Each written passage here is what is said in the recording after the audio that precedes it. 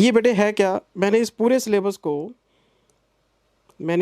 Syllabus को ये summarise कर लिया है अपनी लैंग्वेज में। और ये मैं आपको 1 2 3 4 5 6 पॉइंट्स इसमें आपको मैं डिस्कस करके देता हूँ, जो मुझे न्यू कोर्स जो प्रपोज्ड सिलेबस है आपका उसके अंदर देखें। एक्चुअल तो पिक्चर तब क्लियर होगी जब इंस्टीट्यूट अनाउंस कर देगा। मेरे पास कुछ टीचर्स के भी मैसेज आए, जिंदल सर कुछ लोग कह रहे हैं एमसीए का अप्रूवल तो आ गया। अरे कहाँ आ गया यार, कल रात तक तो आया नहीं, क्योंकि मेरे पास मैसेज था नहीं, कोई ऐसी कोई इन्फॉर्मेशन होती पता लग जाती है।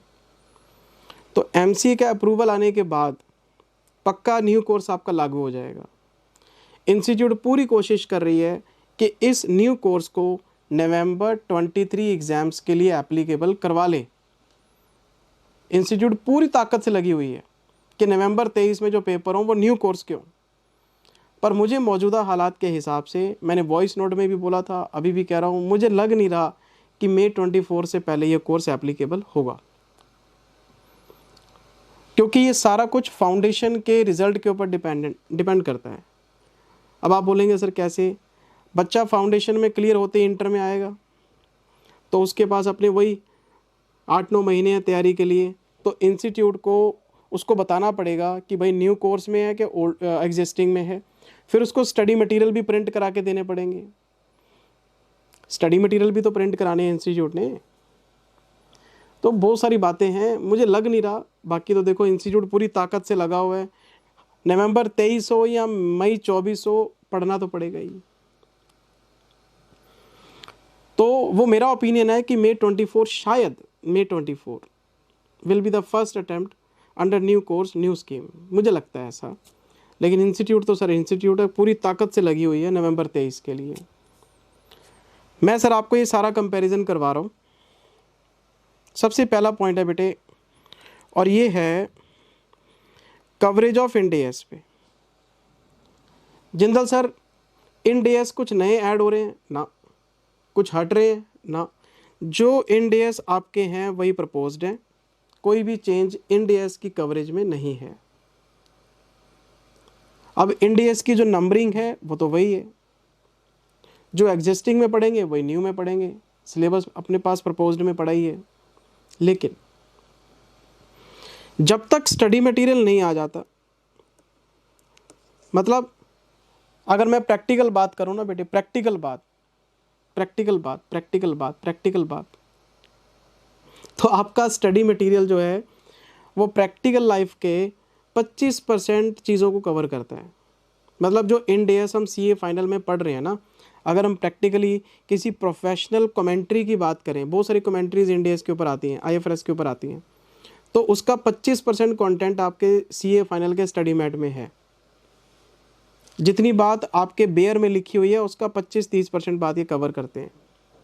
अब मुझे देखना पड़ेगा कि जब नया स्टडी मटेरियल प्रिंट होगा तो क्या इसकी डेप्थ और तो नहीं बढ़ा देंगे। डेप्थ तो ऑलरेडी अभी भी बहुत है, कवर तो यही नहीं हो रही। अगर इसकी डेप्थ बढ़ती है तो देखना पड़ेगा कि कुछ पेजेस तो नहीं बढ़ा रहे पढ़ने के लिए, कुछ क्वेश्चंस तो नहीं बढ़ा रहे। तो ऐसा हो सकता है कि स्टडी मटेरियल में कुछ क्वेश्चन ऐड कर दिए जाएं ऑन सम न्यू कॉन्सेप्ट्स। लेकिन अगर आप पूछें इन डेज की नंबरिंग, तो इन डेज की नंबरिंग सेम है, लेकिन कवरेज और क्वेश्चंस का पता लगेगा स्टडी मटेरियल आने के बाद। तो इतनी सेटिस्फेक्शन तो है ना कि चैप्टर वही हैं सारे, इन डेज के सारे चैप्टर वही हैं। मतलब अगर किसी बच्चे ने ऑलरेडी एफआर की तैयारी कर रखी है तो उसे कम से कम इस बात से संतुष्ट हो जाना चाहिए कि जो उसने पढ़ा है वो उसका कहीं नहीं जाने वाला, वो उसकी एसेट है। कुछ एडिशन करना पड़ेगा, कर लेंगे। और अगर मैं उस स्टूडेंट के हिसाब से बात करूं जिसने अभी ज्वाइन करना है सीए फाइनल को, तो उसको तो फिर शुरू से पढ़ना ही है।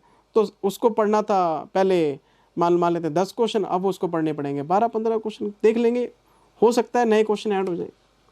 फिर इसके बाद है जी बी पॉइंट में सर मैंने जब प्रपोज्ड सिलेबस पढ़ा तो मुझे 2 चैप्टर नज़र नहीं आ रहे उसके अंदर। एक तो आपका CSR कॉर्पोरेट सोशल रिस्पॉन्सिबिलिटी का जो हमारा चैप्टर था, एक तो मुझे वो नज़र नहीं आ रहा, आई थिंक वो हटा दिया इन्होंने। एक आपका इंटीग्रेटेड रिपोर्टिंग वाला जो चैप्टर था वो नज़र नहीं आ रहा। मतलब ये 2 चैप्टर आपके मुझे लगता है हटा दिए हैं इन्होंने। ये तो वैसे भी कंपनी लॉ बेस्ड था, ये तो वैसे भी सेक्शन 135 की अंडरस्टैंडिंग थी इसके अंदर, तो इसके ऊपर वैसे ही मटेरियल लिमिटेड था, ये एक्सप्लेन ही नहीं कर पाया उसको स्टडी मटेरियल में ढंग से। तो ये 2 चैप्टर इन्होंने न्यू कोर्स में हटा दिए हैं। जिंदल सर हमने तो पढ़ लिया सारा FR, हमारा तो 2 चैप्टर का नुकसान हो गया। अरे 2 लेक्चर ही तो थे इसके ऊपर, 2-3 लेक्चर ही तो थे, कोई ज़्यादा बड़ा नुकसान थोड़ा ना है। चलो CSR हमें लर्न करने को मिल गया। ये 2 चैप्टर मुझे नज़र नहीं आ रहे, लेकिन ये 2 चैप्टर जिन्होंने नए ऐड किए हैं, ethics with accounting concept, technology and accounting. अब इसमें क्या ये कंटेंट डालते हैं, स्टडी मटेरियल आने पे हम देख लेंगे इसको, लेकिन इसकी जो कवरेज है एग्जाम में वो 5 से 10 नंबर के लिए है, और इसका जो लेवल है वो थ्योरेटिकल है। ये इसमें स्किल 1 एंड स्किल 2 ये 2 ही मांगते हैं। इस पर कोई क्वेश्चन मुझे नज़र नहीं आ रहे, इस पर थ्योरी होगी, हम पढ़ लेंगे, ये कोई बात नहीं। ये 2 चैप्टर थ्योरेटिकल इन्होंने ऐड किए हैं, 2 हटा दिए हैं, 2 नए ऐड किए हैं, वही 5 से 10 नंबर की कवरेज के लिए।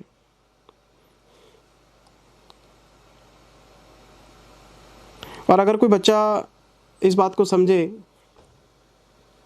मतलब अगर ये 2 चैप्टर कंपलसरी क्वेश्चन में ना आए, क्वेश्चन नंबर 1 कंपलसरी होता है हमारा, अगर ये दोनों चैप्टर कंपलसरी क्वेश्चन में नहीं आते तो फिर तो ऑप्शनल में निकल जाते हैं, लेकिन हम पढ़ेंगे तो सही। हम इस तरह की स्ट्रैटेजी क्यों बनाए छोड़ने वाले, हमने कभी बनाई है? सबसे जो बड़ा मुद्दा है वो है इस चीज़ का सर, और ये है 5 से 15 नंबर के लिए, 15 नंबर हायर एंड पे, 15 नंबर सर, 15 नंबर किस चीज़ पे? ये 4 अकाउंटिंग स्टैंडर्ड इन्होंने आपके कोर्स में पढ़ने के लिए डाल दिए हैं, और ये इस हिसाब से पढ़ने हैं कि इन दोनों का कंपैरिजन इंड AS 115 के साथ, इसका कंपैरिजन इंड AS 116 के साथ, और इसका कंपैरिजन इंड AS 12 के साथ। क्योंकि आपको पता है इन तीनों पे AS भी हैं, ये आपका कंस्ट्रक्शन और रेवेन्यू रिकॉग्निशन पे है जो 115 में कवर होते हैं, AS 19 लीज पे है, इंड AS 116 भी लीज पे है, AS 22 टैक्सेस ऑन इनकम पे है, और इंड AS 12 भी टैक्स। इनका कंपैरिजन, इनके कंपैरिजन के ऊपर 5 से 15 नंबर का पेपर मांगा जा सकता है। ये देखो, discussion on AS 7, AS 9, AS 19, AS 22 will be given along with the IND AS 115, 116, IND AS 12. Questions to be asked in the examination on AS versus IND AS for 5 to 15 marks. Different accounting treatments in these standards. अब बच्चे के मन में doubt, जैसे मैंने बोला CA final का बच्चा है, मानेगा तो है नहीं सर, बाकी के AS भी पढ़ने पड़ेंगे क्या? अभी ये बात वायरल होने वाली है। फालतू की बातें, काम की बात कोई बंदा एक नहीं करता, फालतू की बातें। सारे AS पढ़ने पड़ेंगे सर, सारे AS ना, कोई गलत बात मत सर्कुलेट कर देना कि AS और इंड AS का कंपैरिजन पढ़ना पड़ेगा ना, गलत बात। सिर्फ और सिर्फ 115, 116 और आपका इंड AS 12, ये 3 कंपैरिजन करने के लिए बोला गया है। उसका रीज़न सिर्फ एक है कि इंड AS 12 में आप डेफर टैक्स के लिए पढ़ते हैं बैलेंस शीट अप्रोच, पर AS 22 में आप पढ़ते हैं इनकम अप्रोच। वहाँ पे प्रॉफिट एंड लॉस के कंपैरिजन में डिफरेंसेस निकाले जाते हैं। जो बच्चे इंटर में मेरे से पढ़ के आए हैं और फाइनल में पढ़ रहे हैं उनको पता है इस बात का। AS भी मैंने पढ़ाया, इंड AS भी मैं पढ़ा रहा हूँ। वहाँ पे इनकम अप्रोच है, यहाँ बैलेंस शीट अप्रोच है। AS 19 में और 116 में क्या फ़र्क है? AS 19 में एग्जम्पशन नहीं है, वहाँ पे लेसर और लेसी दोनों के लिए ऑपरेटिंग लीज, फाइनेंस लीज का मीनिंग सेम है, पर इंड AS 116 में फ़र्क है सर। इंड AS 116 में लेसी के लिए अलग कॉन्सेप्ट है, लेसर के लिए अलग कॉन्सेप्ट है। इंडेस 116 ये कहता है लेसर ऑपरेटिंग और फाइनेंस की बात करेगा, और लेसी एग्जम्प्टेड और नॉन एग्जम्प्टेड की बात करेगा, शॉर्ट टर्म की बात करेगा, इसलिए कंपैरिजन डाल दिया। और इंडेस 115 तो बच्चे बच्चे को पता है कि ये तो 5 स्टेप मॉडल है। अगर आपको रेवेन्यू रिकग्नाइज करना है तो 115 में 5 स्टेप हैं। कॉन्ट्रैक्ट को आइडेंटिफाई करो, परफॉर्मेंस ऑब्लिगेशन को आइडेंटिफाई करो जी, गुड्स को, 5 स्टेप मॉडल है। एलोकेशन करो जी, हम पढ़ते ही हैं 5 स्टेप मॉडल। वहाँ पे कुछ ऐसा है नहीं, वहाँ तो सर्विस और गुड्स की नेचर के हिसाब से अकाउंटिंग होती है। तो AS7 AS9 का कंपैरिजन 115 के साथ, तो ये 3 इंडेस इनको लगता है कि कंपेयर होने चाहिए, और बच्चे को AS का और इंडेस का डिफरेंस पता होना चाहिए CA फाइनल में, इसलिए इन्होंने कंपैरिजन डाला है सर। और वो भी कितना, 5 से 15 नंबर पूछेंगे तो 5, अब किसी अटेम्प्ट में 15 का आ गया तो बाजा बज गया सर। अब प्लीज़ इसमें ये कोई बात मत फैला देना, या कोई टीचर ये बात वायरल ना कर दे। अब पता नहीं जी क्या चलता रहता है, मेरे पास इररिलेवेंट मैसेज भी आते रहते हैं, सर ये वो लोग ये कह रहे हैं, कोई ये कह रहा है, मेरा दोस्त ये कह रहा है। अरे कुछ ना है यार, ऑथेंटिक इंफॉर्मेशन इंस्टीट्यूट की साइट से ले लो ना। चलो हम लोग कोचिंग वाले हैं, हमारा वेस्टेड इंटरेस्ट है, हम कुछ ना कुछ बच्चों को अट्रैक्ट करने के लिए करते रहते हैं कि हम एडमिशन ज़्यादा हो जाएं और फीस ज़्यादा आ जाए, यही मुद्दा है ना। तो आपको ऑथेंटिक इन्फॉर्मेशन कहाँ से मिलेगी, आपको मिलेगी इंस्टीट्यूट की साइट से। हमारा तो सर सब कुछ वही है ना। मैं कहता हूँ झगड़े किस घर में नहीं होते, झगड़े किस घर में नहीं होते, 2 भाइयों में नहीं होते, या फादर और सन में विचारों का अंतर नहीं होता, होता है सर, तो लोग घर छोड़ के थोड़ा ना चले जाते हैं। अब इंस्टीट्यूट का और हमारा 36 का आंकड़ा है, नहीं बनती। स्टडी मटेरियल में ढेरों मिस्टेक्स हैं, कोई बात नहीं, मटेरियल तो पढ़ने, डिग्री तो दे रहे हैं, दुनिया में खड़े होने के लिए सम्मान तो यही दिला रहे हैं इंस्टीट्यूट वाले ही, डिग्री तो दे रहे हैं CA बनने की। अगर इंस्टीट्यूट ही ना होता तो डिग्री ना आती तो अकाउंटेंट बन के रह जाते। मैं कहता हूँ लाख बुरे हैं, पढ़ने के लिए मटेरियल तो देते ही हैं। अब गलत हैं सलत हैं वो सर ठीक है, कमियां कहाँ नहीं होती। नहीं सर आप तो इंस्टीट्यूट की फेवर, अरे मैं इनकी फेवर क्यों करूँगा, मेरे को सैलरी देते हैं ये लोग। मैंने आज तक, चलो आपको एक काम की बात बता देता हूँ, मैंने तो अपना मेंबरशिप नंबर 2009 में सरेंडर कर दिया था, पता आपको इस बात का। जो लोग दावे करते हैं वो अलग बात है, मैं तो बोलता ही नहीं, मुझे पता है ये कोई आज के ऐसे हैं, जब मैं स्टूडेंट था ये तब से ही ऐसे हैं। तो बेटर है हम अपना काम करें, वही कर रहे हैं। तो वही बात है सर, इनका जो चेंजेस हैं, अमेंडमेंट्स हैं, वो मिलेंगी इनकी साइट पे ही। इंफॉर्मेशन का सोर्स यही है सर, आप चाहे इनका एप्लीकेशन डाउनलोड करो या वेबसाइट विजिट करते रहा करो। मेरा तो सुबह एक ही काम है, उठो, भगवान को प्रणाम बाद में करो, ICI.org साइट खोलो, पहले चेक कर लो कुछ आया तो नहीं, पता लगे जी कुछ नया आ गया, बस उसके बाद बाकी सारे काम शुरू होते। क्या करें, इंफॉर्मेशन तो यहीं से, पावर है जी इनके पास। चौथी बात बेटे, मुझे लगता है कि जो नया सिलेबस आ रहा है आपका, इसमें जो क्वेश्चन पूछे जाएंगे वो 25-25 नंबर के पूछे जाएंगे। अभी क्या पैटर्न है, अभी आते हैं 20-20 नंबर के 6 क्वेश्चन, और आपको करने होते हैं 20-20 नंबर के 5 क्वेश्चन, यही होता है ना। अब मुझे ऐसा लग रहा है कि 25 नंबर के 5 आएंगे और 25 नंबर के 4 करने होंगे,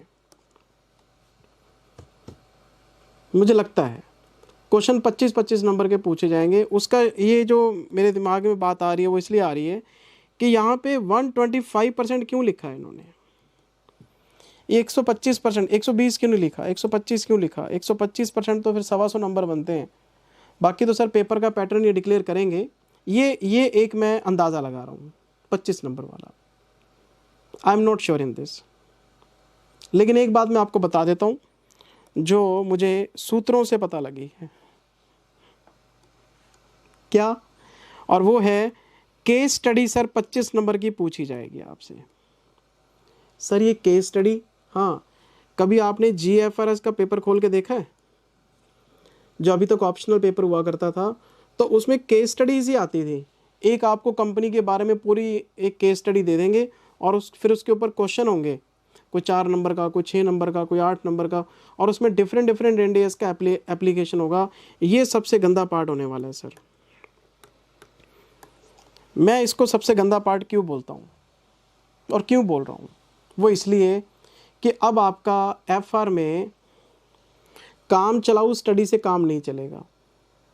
वो होता ना, एक बच्चे के पास टाइम नहीं था, वो बच्चा ट्रेनिंग में फंस गया, या वो प्लान नहीं कर पाया, या उसके पास टाइम अवेलेबल नहीं है, घर में कोई भी प्रॉब्लम है सर, अलग अलग तरह की प्रॉब्लम्स हमें फेस करनी पड़ती हैं, क्योंकि हर बच्चे के सर्कमस्टांसेस अलग हैं, फिनेंशियल कंडीशन अलग है, फैमिली कंडीशन अलग है। वो नहीं पढ़ पाया, तो वो क्या करता था, मतलब कोई काम चलाओ कोर्स ले लिया 100 घंटे का, 150 घंटे का, चलते हैं आजकल, कोई चार्ट वार्ट ले लिया, इधर से पढ़ लिया, उधर से पढ़ लिया। सर वो जो शॉर्टकट स्टडी है ना, उससे ये क्वेश्चन प्रॉपर तरीके से अटैम्प्ट नहीं हो पाएगा। 25 नंबर का तो ये क्लेश खड़ा कर दिया इन्होंने, और 30 नंबर के एमसीक्यू आपके जो हैं एफआर में ऐड होने वाले हैं। और आपको पता है एमसीक्यू में 3 या 4 ऑप्शन मैंने आज तक 4 ही ऑप्शन देखते आए हैं। एमसीक्यू में प्रॉब्लम ये है, देखने वाले को लगता है अरे एक ही तो चूज़ करना है, पर वो ये नहीं समझता कि जब एमसीक्यू प्रैक्टिकल पेपर में फ्रेम होगा तो वो क्वेश्चन पता नहीं कहाँ से कैसे फ्रेम करेंगे, स्टडी मटेरियल के किस हिस्से से क्वेश्चन बनेगा। अब हम इन डेप्थ स्टडी के लिए मजबूर हैं, आपको सब्जेक्ट की नॉलेज लेनी ही पड़ेगी, शॉर्टकट है ही नहीं। बच्चा मुझसे पूछता था, सर मैं ये छोड़ दूं, सर अगर मैं इसको छोड़ देता हूँ कितना नुकसान है, सर मैं बिजनेस कॉम्बिनेशन ना करूँ तो क्या होगा, अगर मैं होल्डिंग ना पढ़ के जाऊँ कितना नुकसान है, मैं फिनेंशियल इंस्ट्रूमेंट ना पढ़ूँ तो क्या होगा।